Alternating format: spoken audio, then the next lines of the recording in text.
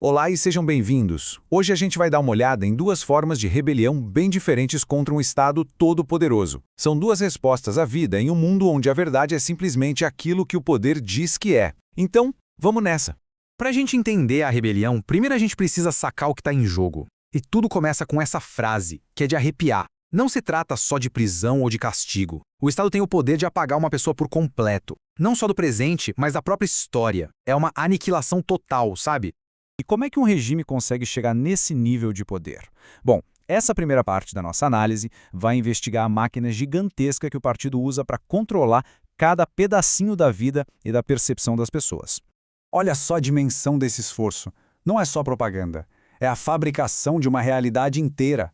A Semana do Ódio exige que todos os setores da sociedade participem dessa criação, dessa febre patriótica, reescrevendo o passado, inventando atrocidades, tudo para alimentar a raiva coletiva. É um esforço total. E esse controle não é uma coisa abstrata, não. A coisa fica bem pessoal. A propaganda, tipo esse pôster, é feita para que a ameaça seja sentida de forma individual. A metralhadora parece que te segue, transformando um inimigo distante num perigo imediato, pessoal, garantindo que o medo esteja sempre ali, presente. E para garantir que esse ódio todo não fique só na teoria, o partido usa violência de verdade. Uma bomba que mata centenas de pessoas num cinema não é só uma tragédia, é uma ferramenta. A dor e a raiva do povo são capturadas, direcionadas para o inimigo da vez, e a guerra vira uma realidade palpável, sangrenta, que justifica o controle do partido. Mas, olha, mesmo no meio desse controle esmagador, a resistência encontra um jeito de existir. Agora, a gente muda o foco do público para o privado, para um espacinho secreto que se torna um grande ato de desafio. Aquele quartinho acima da loja não era só um lugar para encontros. Era um santuário psicológico. Num mundo onde cada pensamento é vigiado, aquele espacinho oferecia algo que o partido não podia tocar: privacidade, um sentimento de estar seguro e uma conexão com o passado que o regime tentava apagar. E os efeitos dessa rebelião privada são impressionantes. Dá pra ver na pele. Não é só uma vitória ideológica, é física mesmo. A existência desse santuário melhora a saúde do Winston de todas as maneiras possíveis, fazendo a vida passar de insuportável para pelo menos suportável. Isso mostra o quanto um espaço livre, mental e físico é vital para o ser humano. E essa frase resume tudo perfeitamente. O quarto vira um refúgio não só para pessoas, mas para ideias. É um bolsão do passado, onde conceitos que o partido declarou como extintos, tipo amor, liberdade e verdade objetiva, ainda podiam existir, podiam se mover. E é dentro desse santuário que o verdadeiro conflito da nossa análise aparece. Winston e Julia dividem o mesmo espaço, mas a filosofia de rebelião deles é completamente diferente. Um luta por uma ideia, e a outra por uma realidade bem pessoal. A diferença entre os dois é gritante, né?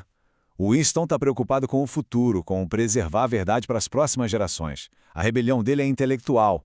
A Julia, por outro lado, está com os pés fincados no presente. O objetivo dela é conquistar pequenas ilhas de liberdade pessoal aqui e agora.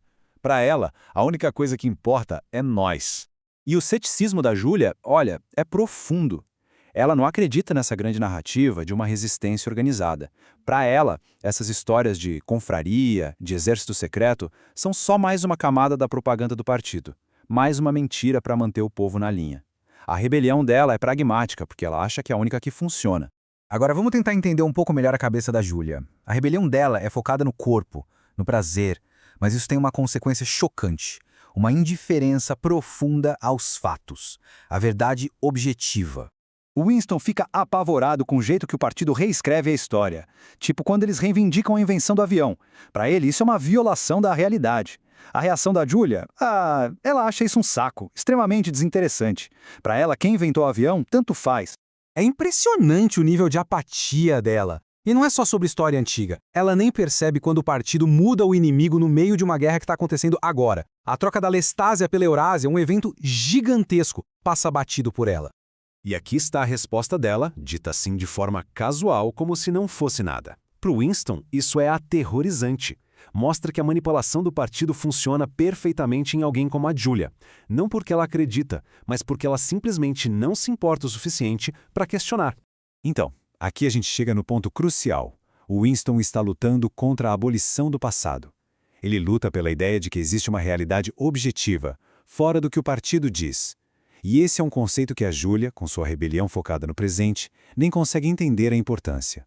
E tudo isso nos leva ao julgamento final do Winston sobre a filosofia da Julia, que ele resume em uma única frase. Uma frase muito poderosa. É isso. A avaliação do Winston. Ele reconhece a coragem dela, mas conclui que a rebelião dela é puramente carnal, instintiva, não é intelectual. Ela se rebela contra as regras que afetam seu corpo, seus desejos, mas não contra as mentiras que controlam a mente.